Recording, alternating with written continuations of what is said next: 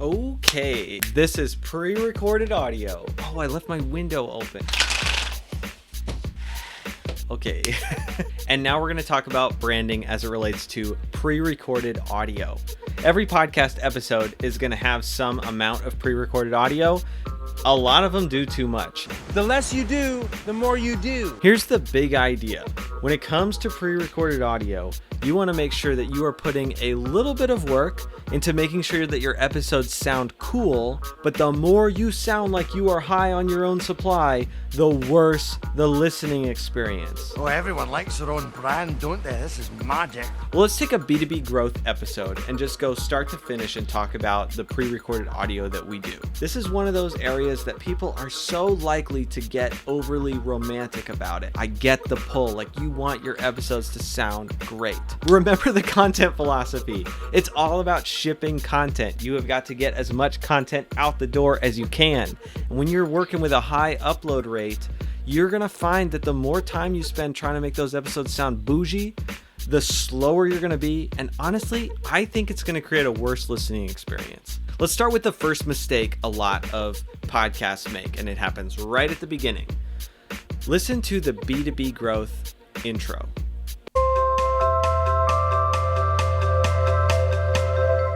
Welcome back to B2B Growth. You should have a pre-recorded piece of audio that explains to the listener the value that they're going to get out of your show. We just don't think that it should be the intro of every single episode. Make it the trailer of your podcast. It's going to live up at the top, and anybody who searches your show, that's the first thing that they're going to see in the episode playlist. Now let's talk about the next thing that you're likely to hear in a B2B growth episode, or any episode of a really great podcast, a pre-recorded ad.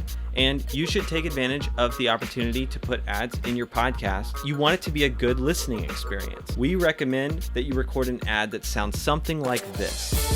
All right, today's growth story revolves around search engine marketing, and we'll be shining the spotlight on Aegis Software, a company that makes software for manufacturing operations. Aegis was one of the first companies in their space to invest in search marketing, but as competition grew, their performance plateaued. To counter this, they hired Directive Consulting, the B2B search marketing agency.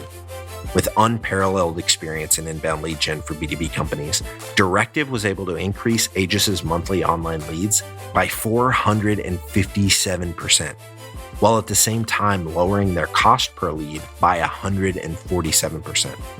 Now I have a hunch that Directive can get these kind of results for you too, so head over to directiveconsulting.com and request a totally free custom proposal. That's directiveconsulting.com. All right, let's get back to this interview. Notice that ad sounded more like a case study. It highlighted an example of a company that you serve with your product or service, and you were not the focus of the ad. The focus of the ad was that company, and because it's presented as a case study, it feels more like content, and it doesn't feel so much like an interruption to the listening experience. In that pre-recorded ad that you just listened to that sounded like an epic case study, there was also some epic music in there. Before and after the ad spots, we often put a little sound effect.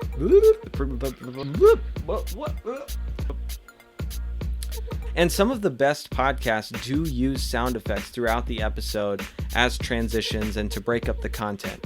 And we're not going to recommend against it. But what we will say is we kind of found out that it's not that important. And the points don't matter. I mean, our show has a lot of listeners. We get 150,000 downloads a month. And we hardly ever use sound transitions. And they take a lot of time to coordinate. So we found that it's not super worth the effort. Your next pre-recorded piece of audio is going to be that end of the episode call to action. Episode's over. What do you want to tell your listeners? You're going nowhere. They just finished listening to an awesome interview. Here's your opportunity to give them a call to action. And the call to action that we typically say is to tap the number of stars that you think the show deserves. 1, ratings are a great credibility booster for your podcast. Oh, 90% of podcasts have 10 or fewer ratings. Okay, 90% of podcasts have 10 or fewer ratings. If you ever just go searching for podcasts on the app, you're going to find that the vast majority of them don't have any ratings. And then those that do often have a small number of ratings. Ratings are way easier to do than reviews. And I can't deny the fact that you like me. Here's what our end of the episode call to action sounds like. For the longest time, I was asking people to leave a review of B2B Growth in Apple Podcasts. But I realized that was kind of stupid because leaving a review is way harder than just leaving a simple rating. So I'm changing my tune a bit. Instead of asking you to leave a review, I'm just going to ask you to go to B2B Growth in Apple Podcasts, scroll down until you see the ratings and reviews section, and just tap the number of stars you want to give us. No review necessary. Super easy.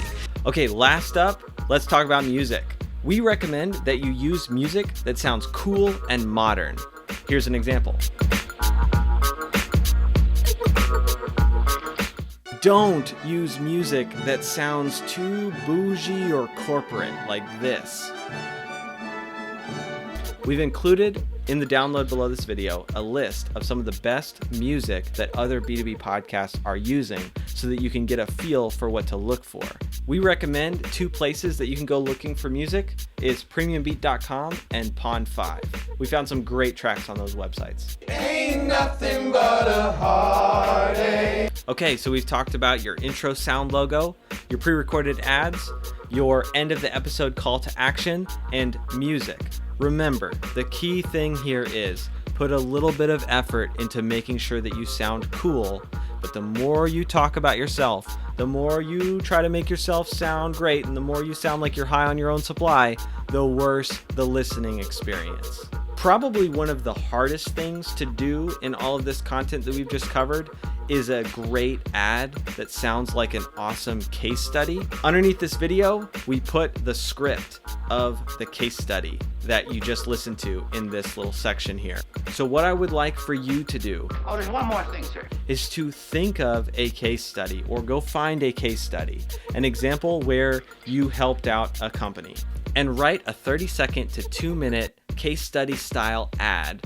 You could just follow the template that we're giving you, the script that we're giving you. And the thing to emphasize here is the company that you helped, what their problem was, the result that they were looking for, and the result that they eventually got, and how happy you are that you were able to help them get that result. I want you to look at our script and write one for your podcast. I think that'll do it. I think that's good. Let's see if it's still recording.